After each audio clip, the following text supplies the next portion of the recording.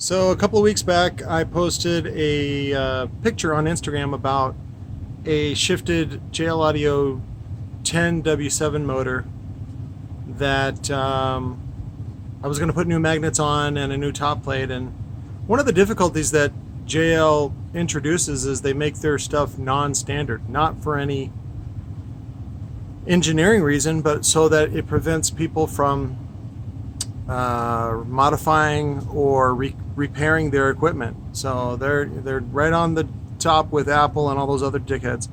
So what I did was I turned I had it turned down. I didn't do it myself, but I had the pole turned down to fit a standard sundown SA coil type thing. We also have some similar coils that we acquired from a dyer back in '07 when they got sold.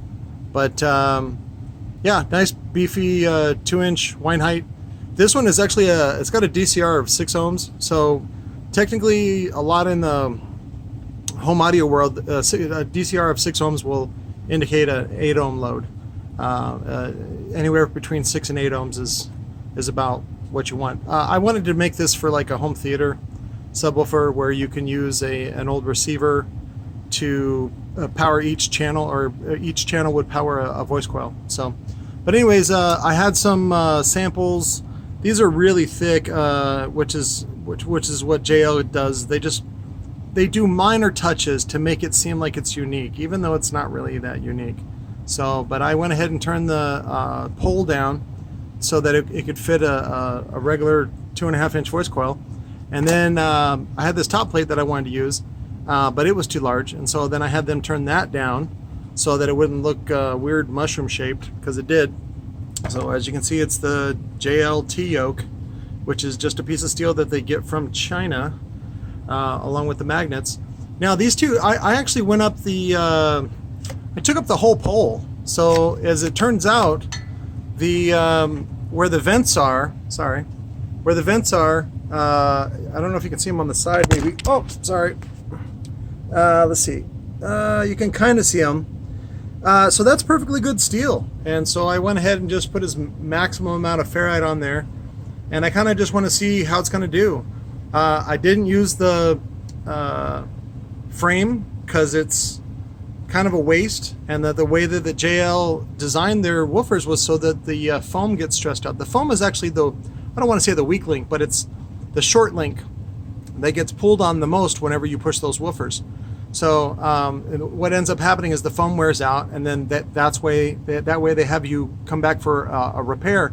But they've even stopped doing repairs on anything that's the anniversary edition or older. So I'm sorry, anything previous to anniversary edition. So, but even then, the repairs are expensive, and I would love to make a copy of that stuff to sell something that's a little more practical for you guys to use. But anyways, I went ahead and chose the 4-spoke frame, also known as the Venezuelan, and had this cool 2-color, they call it, was it sparkly tranny, which is it's translucent.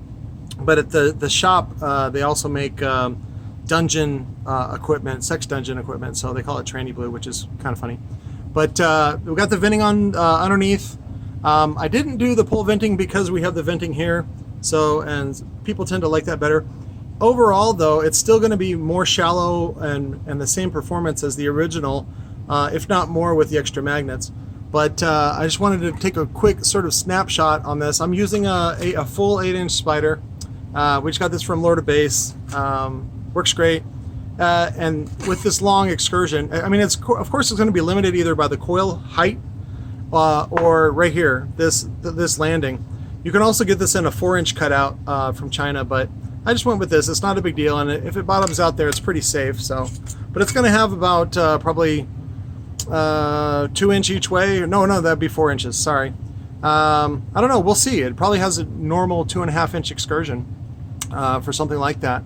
And then I'll put the big super mega roll, whatever, surround on it so it looks super beefy. And then I'll use it just as a petite home subwoofer with like maybe 200, 300 watts to it.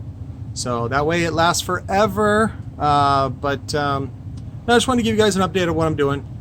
This is, of course, just a pet project for anybody who is waiting on me to finish their project, I am also working on your project too. So, but thanks guys, I love you. Also hit me up. We have some 3.5K amplifiers coming, big class Ds. No badging on them, so you can rebadge them and sell them, even if you want to sell them for $1 a watt, just like the big boys. So hit me up, look at my Instagram, and which is instagram.com/robotunderground, or find me on Facebook. Thanks.